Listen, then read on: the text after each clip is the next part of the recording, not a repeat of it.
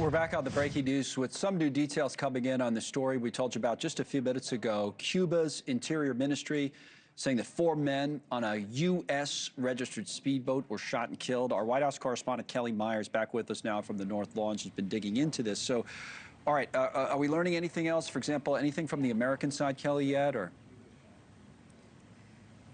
So we're reaching out to sources at the State Department and here at the White House, but we do know from some posts on X, including from the U.S. Embassy there, Cuba's Interior Ministry is saying that there were 4 people on that boat that were killed and 6 were injured. You see that Cuban embassy in the U.S. We also know that boat was registered in Florida.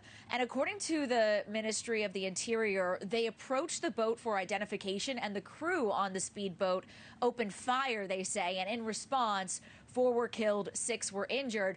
We're hearing more reaction on X, including from the Florida Attorney General, saying this, quote, "I've directed the Office of Statewide Prosecution to work with our federal, state, and law enforcement partners to begin an investigation. The Cuban government cannot be trusted, and we will do everything in our power to hold these communists accountable." We also are hearing from Republican Florida Congressman Carlos Gimenez saying he is also calling for an immediate investigation. He also says he has requested additional details from the State Department as well as the U.S. military. So we're waiting to learn more exactly about who was on that boat, why they were on that boat, why they were in those waters. But we do have those initial details right now. Again, still reaching out to sources at the State Department and here at the White House to find out their reaction as well to this breaking news. Connell. All right, let us know if you hear anything else, Kellie. Kellie Meyer's live at the White House. Before we move on, just to the tablet real quick so people get an idea of where we're talking about.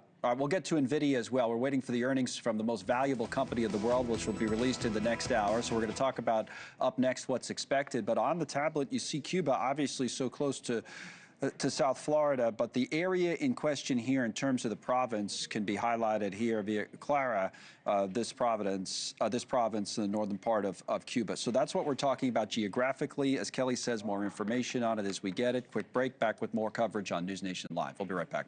Thank you for watching. Subscribe below and download our NewsNation app right now on your phone, and you will get fact-based, unbiased news for all Americans.